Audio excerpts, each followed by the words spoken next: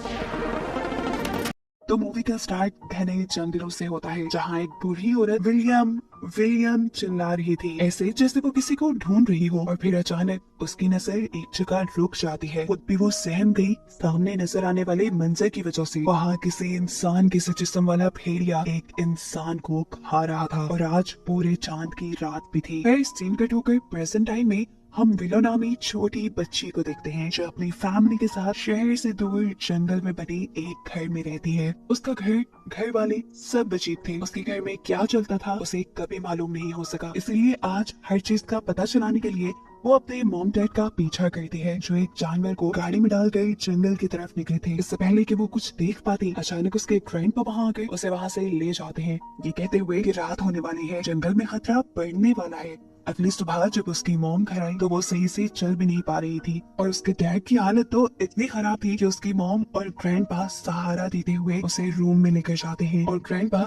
Willow की mom यानी इमोजन से कहते हैं, देखो ये सब अब ज्यादा दिन नहीं चल पाएगा। उनकी बातें विलो को और सोच में डाल गई थी कि आखिर उनके घर में होता क्या है। उसी रात में उसे अपने डैड के रूम से चिल्लाने की आवाजें भी सुनाई देती हैं, जैसे वो दर्द में हो। विलो जब उन्हें चेक करने गई तो एकदम से भयानक रूप में आकर उसके डैड ने उसी के ऊपर हमला कर दिया, और तभी उसकी आंख खुल गई। मतलब ये उसका बुरा ख्वाब था। सुबह होने पर उसने देखा कि इमोजन उसके डैड का कोट धो रही थी, जो तकरीबन पूरा ही खून से लथपथ था। अब उससे रहा नहीं किया, उसने हिम्मत की और जाकर अपनी मोम से पूछ ही लिया, मॉम यहाँ चल क्या रहा है। इमोजन गड़बड़ा गई और बोली, कुछ कुछ भी तो नहीं, सब ठीक है, सब नॉर्मल है। सच का पता तो लगाना था विलो को। वो चुपके से रात में अपने मॉम डैड की बातें सुनती है, जहाँ उसके डैड कहते हैं, इमोजन मेरी हालत अब ज्यादा खराब है और मुझे पता है कि तुम मेरी वजह से मुश्किल में हो। इससे पहले कि वो कुछ और कहता, एलिजाबेथ उससे कहती है, आराम करो। और ये कहकर वो रूम से चली गई। विलो अभी भी एक सुराख से कमरे में देख रही थी, जहाँ से अचानक अब उसके डैड ही उसे देख लेते हैं, और वो उनकी लाल सुर्ख डरावनी आंखों को देखकर सहम कर अपने रूम में चली जाती है। अब तो डर के मारे उसे सांस भी नहीं आ रहा था, इसीलिए उसे ऑक्सीजन मास्क भी लगाना पड़ा। अब सुबह विलो के डैड के उठने से पहले ही इमोजन उसे लेकर शहर जाने की तैयारी करती है। विलो पहली मर्तबा शहर जा रही थी, इसलिए बहुत एक्साइटेड थी। उसके ग्रैंडपा जो उसे जान से भी ज्यादा प्यार करते थे, वो उसे चॉकलेट लेने के लिए पैसे देते हैं, और इनका प्यारा सा सफर शुरू हो जाता है। उसकी मॉम आधे रास्ते में उतर कर अपने कपड़े भी चेंज करती है, और चुपके से विलो उनको देखती है कि उसकी मॉम के जिस्म पर बहुत सारे चोट के निशान थे। फिर यहाँ उसकी मॉम ने उसे सख्ती से मना किया कि तुम मेरे कपड़े चेंज करने वाली बात घर जाके किसी को मत बताना। और सुनो, आज मैं तुम्हें कार चलाना सिखाती हूँ। विलो की तो एक्साइटमेंट डबल हो गई थी। ये लोग शहर जाकर अपना काम करते हैं, विलो के लिए इमोजन थोड़ी शॉपिंग करती है, और ये लोग घर आ जाते हैं, जहाँ आते ही इनका सामना विलो के डैड से होने पर ये दोनों ही सहम गई। और जब उसने देखा कि इमोजन ने विलो को शॉपिंग भी करवाई है, तो वो मानो पागल ही हो गया। अपनी ही बेटी से उसका ड्रेस छीन लेता है वो, और उसे अजीब तरीके से सूंघने लगा। फिर दोनों के गले में जबरदस्ती हाथ डालते हुए वो उन्हें घर के अंदर ले गया, और कान में उसने बोला, देखो मैं तुम दोनों से बहुत प्यार करता हूँ, कभी छोड़ के ना जाना मुझे। ये रिक्वेस्ट कम धमकी ज्यादा लग रही थी। खैर अब कई दिन गुजर जाते हैं और दिखाया जाता है कि आज पूरे चांद की रात है।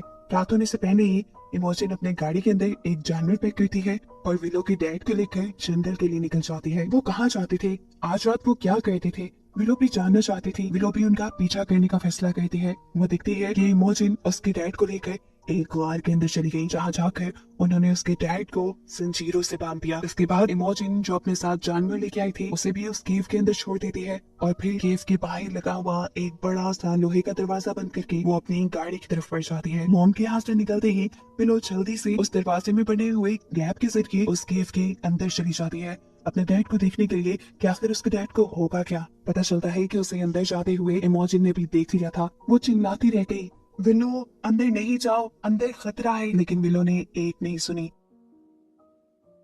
अब इमोजन अपनी बेटी का पीछा करती है और उस केव के अंदर पहुंच जाती है, जहां जाकर देखने को मिलता है कि विलो ने कुछ भयानक देख लिया था, जिसे देखते ही वो बेहोश हो गई। इमोजन जल्दी से उसे लेकर घर आती है और उसे उसका ऑक्सीजन मास्क लगाती है। यहाँ देखने को मिलता है कि आखिर विलो ने ऐसा क्या देख लिया था जिससे वो बेहोश ही हो गई। असल में उसने अपने डैड को एक भेड़िए में बदलते हुए देख लिया था, एक जानवर में बदलते देखा था, जहाँ पर उसके डैड की बॉडी अजीब बड़ी हो रही थी, नाखून बड़े हो रहे थे, उनकी स्किन फट रही थी, मुंह में बड़े बड़े से दांत उगाए थे, और एकदम से वो भेड़िए में बदल गए। यही देखकर डर कर वो होश में भी आ जाती है। अब उसे सच पता चल गया था कि आखिर उसके डैड के साथ क्या हुआ। अगली सुबह हमें पूरी फैमिली को डाइनिंग टेबल पर बैठे दिखाया जाता है। विलो की डैड ऐसी हालत में है जैसे वो पागल हुए हो और विलो तो कल वाले वाकये के बाद बहुत घबराई हुई थी, लेकिन इमोजिन तो ऐसे बैठी थी जैसे कुछ हुआ ही ना हो। विलो घबरा कर यहाँ से उठकर अपने ग्रैंडपा के घर चली जाती है। उसके यहाँ से जाते ही उसके मॉम डैड उसके ग्रैंडपा से लड़ने के लिए आ जाती है कि बाहर निकालो विलो को। उसके ग्रैंडपा समझाते हैं, अरे वो डरी हुई है, उसे रहने दो कुछ दिन मेरे पास। लेकिन ये लोग जब ग्रैंडपा की नहीं सुनते और उनसे लड़ाई करने लगते हैं तो ये विलो से बर्दाश्त नहीं होता और वो चुपचाप अपने ग्रैंडपा के कमरे से निकलकर अपने घर की तरफ बढ़ जाती है। आकर भी उसकी दिमागी हालत काफी खराब थी। उसकी मॉम ने उसे जो नए कपड़े दिलवाए थे उसने वो भी फाड़ दिए। रात भी हो चुकी थी। चुपके से विलो के ग्रैंडपा उसके घर आते हैं, उसके कान में कहते हैं, चलो यहाँ पर तुम्हें खतरा है इन दोनों से। विलो भी उनकी बात मानते हुए उनके पीछे आ जाती है, लेकिन इस चीज की खबर पड़ चुकी थी अब विलो के डैड को, जो अपनी गाड़ी लेकर उनका पीछा करते हैं और लड़ते हुए विलो को घर ले आते हैं।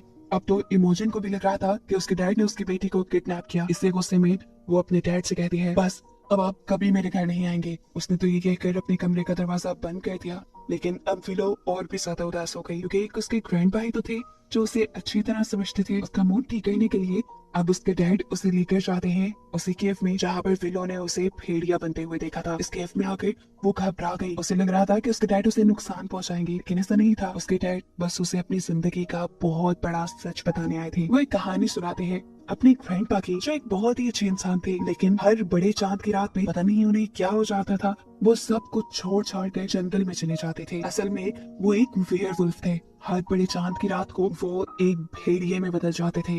भेड़िया बनकर वो अपनी वाइफ को या अपनी फैमिली को कोई नुकसान न पहुंचा दे, इसलिए वो जंगल में चले जाते थे।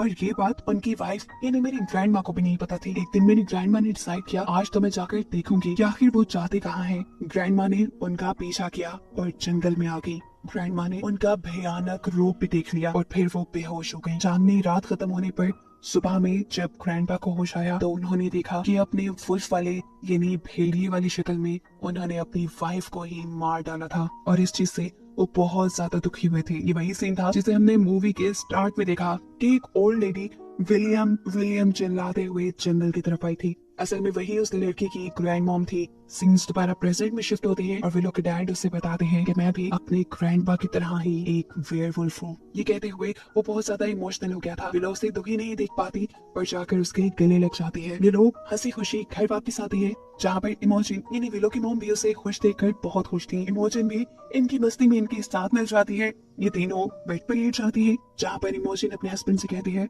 तुम जब ऐसे होते हो तो मुझे बहुत अच्छे लगते हो। और फिर बस सीन यहीं से कट हो जाता है और हम देखते हैं कि अगले दिन भी विलो के डैड उसे जंगल में लेकर आए थे लकड़ियां काटने के लिए, लेकिन यहाँ आते ही किसी बात पे विलो के डैड ने उसे डांट दिया। इसी वजह से वो डरी सहमी बैठी थी। ये चीज उसके डैड ने नोटिस कर ली और उसका मूड फ्रेश करने के लिए उसे कहा, तुम तो इस जंगल की प्रिंसेस हो, जिससे उसका भी मूड काफी बेहतर हो गया। विलो के डैड उसे गाड़ी के ट्रंक पे बिठाकर उसे सैंडविच खिलाने लगे।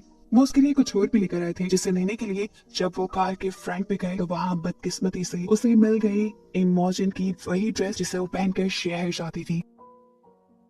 ये देखकर वो तो गुस्से से पागल हो गया। उसे ड्रेस सूंघी और आकर विलो से पूछताछ करने लगा। विलो ने उसे कुछ नहीं बताया तो गुस्से में उसके हाथ से उसका सैंडविच फेंकते हुए वो उसे लेकर घर आ गया। घर आते ही उसने इमोजिन को ढूंढा और उसे गाड़ी में बिठाकर जंगल की तरफ ले गया। आज तो पूरे चांद की रात भी नहीं थी। विलो को समझ नहीं आया कि अब क्या होने वाला है। अगली सुबह जब वो घर लौटे तो उसकी मॉम की हालत काफी खराब थी। फिर दिन यूं ही टेंशन में गुजर जाते हैं और फिर एक दिन विलो का बर्थडे आ जाता है जिसे सेलिब्रेट करने के लिए इमोजिन उसके लिए केक बनाती है और ऐसे घर का माहौल थोड़ा अच्छा हो जाता है। साथ ही आज विलो का बर्थडे था तो विलो की ग्रैंडपा कैसे ना आती, अपने ग्रैंडपा को एक छोटे से पपी गिफ्ट के साथ देकर वो भी बहुत ज्यादा खुश हो जाती है। जिसके बाद अब सीन कट हो जाता है और फिर हमें काफी दिन बाद का सीन दिखाया जाता है। आज दोबारा पूरे चांद की रात है। हर बार की तरह इमोजिन और उसके हस्बैंड जंगल के लिए निकल गए हैं और रात में अब फिलो के साथ भी कुछ अजीब हो रहा है। उसका एक नील काला पड़ गया है जिसके अंदर से अब खून भी निकल रहा था। उसका नील उखड़ गया एकदम से। बड़े बड़े नाखून उसके पैदा होने लगे। उसकी बॉडी भी बदल रही थी और दांत भी बिल्कुल एक भेड़िया जैसे हो गए। इससे पहले कि वो पूरी तरह भेड़िया बन जाती उसे होश आ गया और पता चला ये सब उसका बुरा ख्वाब था। जब उठी तो वो बहुत ज्यादा घबराई हुई थी डर की वजह से। अब तो उसे सांस भी ठीक से नहीं आ रहा था। किसी तरह गिरते पड़ते वो अपना ऑक्सीजन मास्क उठाती है और अपने मुंह पे लगा लेती है। हालत बेहतर होने के बाद जब वो पानी पीने के लिए किचन में गई तो उसे दरवाजे के बाहर से किसी की आवाजें सुनाई दी। इससे पहले कि वो गेट खोल दी थी उसके पीछे से ग्रैंडपा आकर उसे ये करने से रोक देते हैं। अब पता चला है कि असल में इमोजिन इस चांदनी रात में अपने हस्बैंड को अकेले ही जंगल में छोड़कर घर वापस आ गई थी। इसी वजह से तो वो बहुत गुस्से में घर वापस आया था। वो इनके साथ कुछ भी कर सकता था। विलो की हिफाजत करने के लिए वो विलो को ऊपर उसके रूम में छोड़ाते हैं और फिर इमोजिन अपने डैड से एक गन लेती है। गन लेकर वो जरूर अपने हस्बैंड को मार ही देती। ये चीज विलो की रियलाइज होते ही विलो दोबारा पैनिक हो जाती है और बेहोश हो जाती है। उसकी गिरने की आवाज इन दोनों ने सुन ली थी। ग्रैंडपा और इमोजिन दोनों यहाँ पर आते हैं। वो जल्दी से उसे ऑक्सीजन लगाना चाहते थे, लेकिन अफसोस के सिलेंडर में ऑक्सीजन खत्म हो गई थी, जो लेने के लिए इमोजिन को अब नीचे बेसमेंट में जाना पड़ता। बाहर आए हुए खतरे की परवाह ना करते हुए वो बेसमेंट की तरफ बढ़ती है। वो जब सिलेंडर को लेकर वापस ऊपर कमरे की तरफ बढ़ ही रही थी कि गलती से उसके पॉकेट से गन भी गिर गई।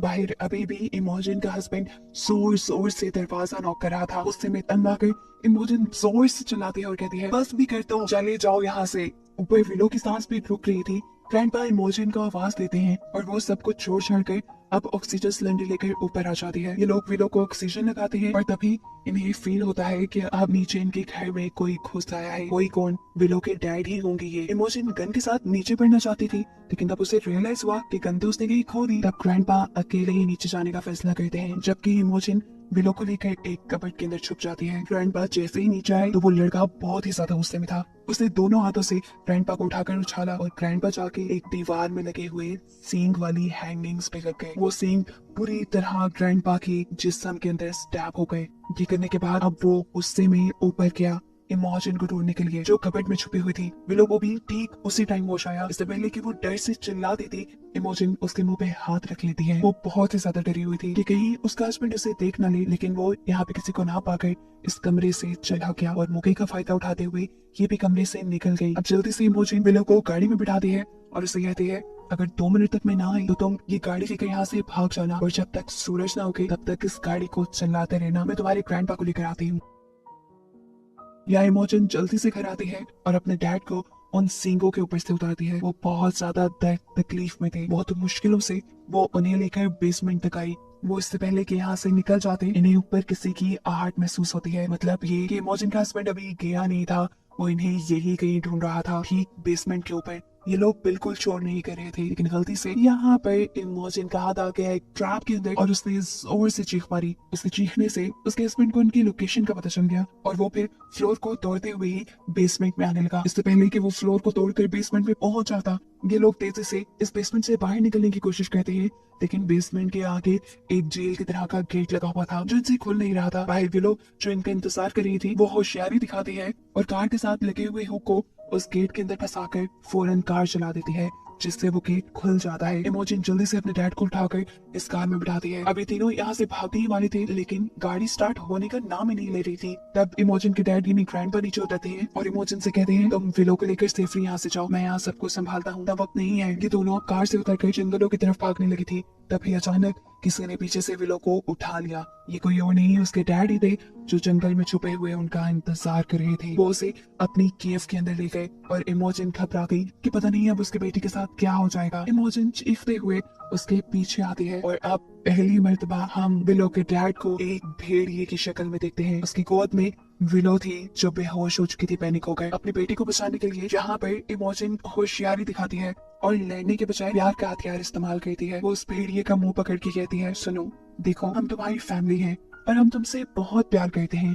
ये सुनते ही उसे भी जैसे कुछ याद आने लगा था। अपनी फैमिली के साथ बिताए हर अच्छे लम्हे याद आने लगे थे। वो थोड़ा रिलैक्स भी हो गया था, इसलिए उसने विलो को छोड़ भी दिया। विलो अब इनसे दूर हो गई थी। दूर वो अपनी मॉम का इंतजार कर रही थी कि कब वो ये सब कुछ ठीक करके आएंगी। यहाँ उसका हस्बैंड यानी भेड़िया जो पहले अच्छी चीजें याद कर रहा था, अचानक उसे वो बात याद आती है जब ये तीनों बेड पर लेटे हुए थे और इमोजिन ने उसे कहा था कि तुम मुझे ऐसे बहुत अच्छे लगते हो। ये बात सुनते ही इमोजिन के हस्बैंड बहुत ज्यादा गुस्सा हो गया था। उसने इमोजिन को पकड़ा और वो इमोजिन को मारने लगा। उसने पूछा, ऐसा होता हूँ का क्या मतलब पिछले सीन में जब हमने देखा था कि सब अच्छा चल रहा था, तब भी कुछ अच्छा नहीं था।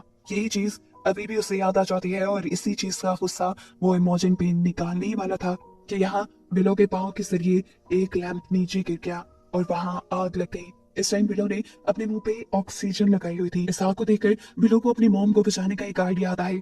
वो अपना ऑक्सीजन मास्क उतारती है और ऑक्सीजन सिलेंडर के जरिए उस आग को भड़काकर उस भेड़िए की तरफ यानी अपने डैड की तरफ कर देती है, जिससे उसके डैड जलकर मर जाते हैं। और ये लोग फाइनली इस मुसीबत से बाहर निकलते हैं। इस भेड़िए के मरने के साथ अब इनकी जिंदगी आसान होने वाली थी। मूवी के लास्ट सीन में दिखाया जाता है कि विलो एक भेड़ियों पे लिखी बुक पढ़ रही थी और उसकी मॉम पैकिंग कर रही थी ये घर छोड़ने के लिए। जाने से पहले विलो जब अपना घर देखती है तो उसे बहुत से फ्लैशबैक्स आते हैं अपने डैड के, हर उस वक्त के जब उसने विलो और इमोजन को टॉर्चर किया था, और उस आखिरी वक्त का भी जब विलो के डैड विलो और उसकी मॉम को मारने ही वाले थे और अपनी मॉम को बचाने के लिए विलो ने उसे ही जलाकर मार डाला। इस टाइम फ्लैशबैक में देखने को मिलता है कि उसके डैड कोई भेड़िया नहीं थे जो ये सब कर रहा था, वो सिर्फ एक साइको इंसान था जिसे बस अपनी फैमिली को टॉर्चर करने में मजा आता था। इसलिए विलो की इमेजिनेशन में पूरी मूवी के अंदर हम उसे एक भेड़िए के रूप में देखते रहे। वो अपने डैड को एक भेड़िया ही समझती थी जो असल में एक पागल इंसान था, और उससे अब ये लोग छुटकारा पा चुके थे